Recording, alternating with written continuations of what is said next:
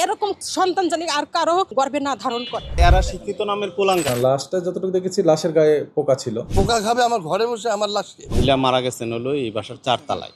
প্রায় 1-1.5 বছর যাবৎ উনি এই বাসায় অবস্থান করছেন, মেয়ের বাসায়। ওনার যে দুই ছেলেই খুব প্রতিষ্ঠিত।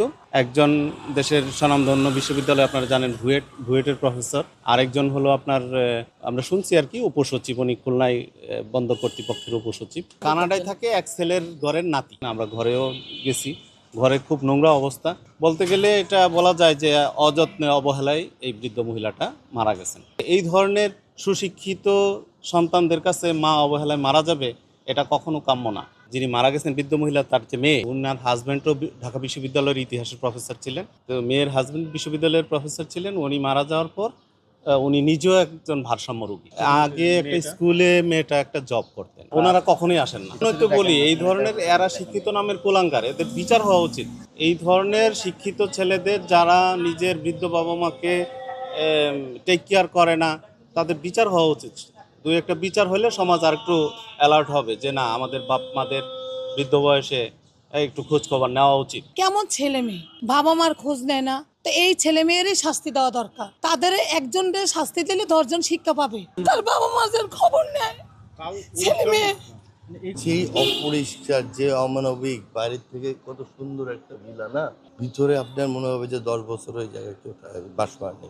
ফার্স্ট আমরা গেট ওপেন করলাম এবং পরিষ্কার করা আরম্ভ করলাম। পরিষ্কার এখনো হয়নি। ওনার মাথায় নাকি একটা বাড়ি দেওয়া হয়েছিল।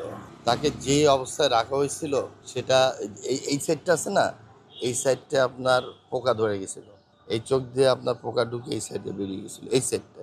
আর এই সাইডটা মোটামুটি একটু ছিল। তারপর যখন লাশটা নামাতে থাকে তখন গোস ছোট মানে ভিতরের মধ্যেই আপনার কাফনের মধ্যে পড়ে যাচ্ছিল। অন্ততপক্ষে 6 থেকে 7 দিন আগে মারা গেছেন। কারণ এরকম একটা পোকা ধরা লাশের সাথে সে 6 দিন 7 দিন 5 দিন কীভাবে থাকে? হাউ কাম বলেন আপনি আমাকে?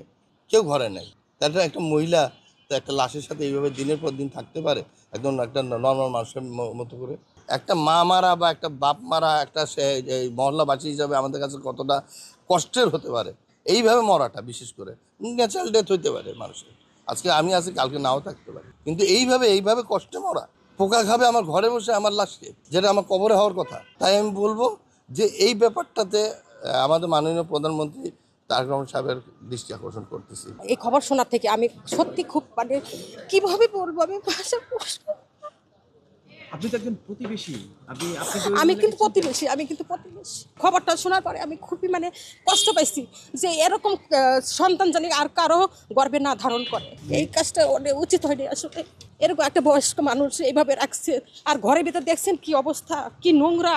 ওখানে কি মানুষ থাকতে পারে? তাকে উচিত ছিল কি যে একটা সিসি ক্যামেরা ফিট করে দেওয়ার, সারাক্ষণ ওই সিসি ক্যামেরাতে দেখা, পর্যবেক্ষণ করা, মাটার কি লাগবে না লাগবে।